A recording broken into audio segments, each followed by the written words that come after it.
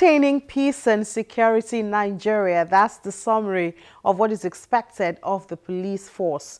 It's no longer news that the perception of an average Nigerian about members of the force is negative. It's a notion that runs through many groups, irrespective of age or social status. It's gotten so bad that the former president of Nigeria, Olusegun Obasanjo, at a function recently said that the Nigerian police force remains the most maligned and unappreciated government agency.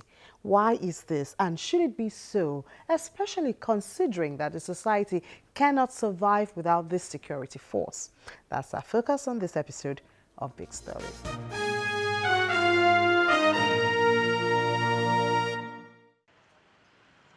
They are constantly seen on roads, events, and locations of incidences. This has been the case since 1861, when a 30-member consular guard was formed in Lagos Colony. In 1879, a 1,200-member armed paramilitary Hausa constabulary was formed. Today, the figure stands at about 400,000 officers, split into 36 commands, grouped into 12 zones and 7 administrative organs.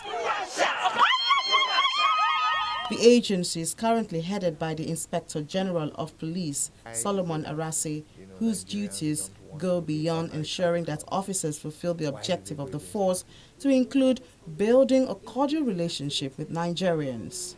The organization that is supposed to throw up those elements of democratic values is the Nigerian police force, because of their respect for the rule of law. And I am someone who is very, very passionate about ensuring that my men are professional in dealing with members of the public. You cannot police a society without the collaboration of the community in which you want to police, the people you want to police. But you see also too, why you always have this wedge between the police force anywhere in the world and the people. It is the one organization that enforces the law. The laws are there, and if he wants to ensure that those laws are enforced, it becomes, the people, they don't like them, they don't naturally like them. But I think our approach towards the enforcement of such laws, they have to be civil, they have to be professional. You must be able to show that you are not being vindictive. You don't want to hurt the other person, but you are just carrying out your problem. Coordinating the officers is done on the level of commands in different states. In the Federal Capital Territory, for instance, a typical day would see officers all around the command headquarters. Work starts for officers of the Abuja Crime Control Squad, ACOS, with briefing. Their basic responsibility, they are deployed to various points in FCT. FCT means the city center and all environs. They are there 24/7. They are motorized. You can see the ACOS vehicles. They are all numbered. Each number is assigned to a particular place to conduct stop and search, to attend to distress calls when there are situations at hand.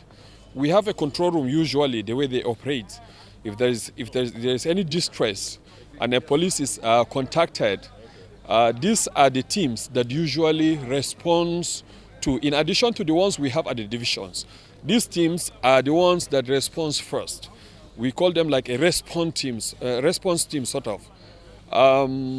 As soon as you call the control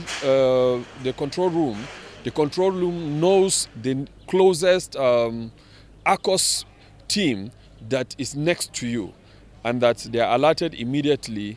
They now respond to every distress met by members of the public. Usually, during every change of duties, the muster, we check each and every one of them that is present. We brief them on what is expected of them, and that we listen to any contributions from their own side and complaints made to be attended to.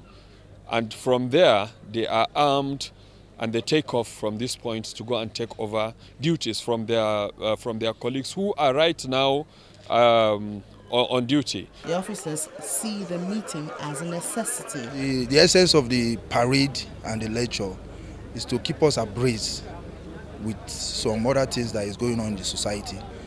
Like the other agencies, they send their signals, like the SSS, the military, they send their signals, so they lecture us through those signals to keep what is going on and how to make sure that things go on fine for the people around to work and go through their normal businesses without getting any problem from some bad members of the public. And they must stay focused on the objective of their operation. We go out to prevent crime and to detect crime in our various duties. And as we go out now, we have our various vehicles. We number about 4 to 5 in each vehicle. For those who complain that the police are not friendly, Inspector Rube has this to say. Well, when you go out to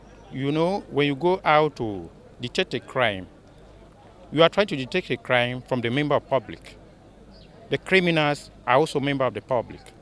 They will not be happy seeing you there, try to prevent them from committing the crime. So those one we are preventing may say police are not friendly. We are very, very friendly. You can see Abuja is the center of unity. We prevent crime here, and as a result, you can see people coming to Abuja freely and do their business and go back freely without molestation. So we are very friendly in Abuja. As a police concern in Abuja, we are very disciplined, very unique, and do our job professionally.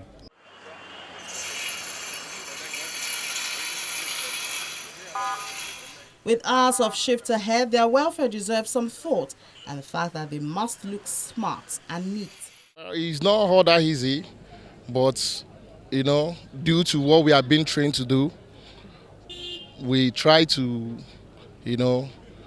after our duty, you try to keep yourself neat, take a little bit nap, so that when you are resuming for the other duty, you will be, strong and agile, so that you can perform the duty for the next day. Okay, but when you're on duty, do people go on breaks? I know we have break time. Do you guys have break time? We don't. We don't have break time. We don't have break time. So how do you feel? Before we go for duty in the morning here, after our lectures, after our posting and everything, then you take your meal for the day, then you go for the duty.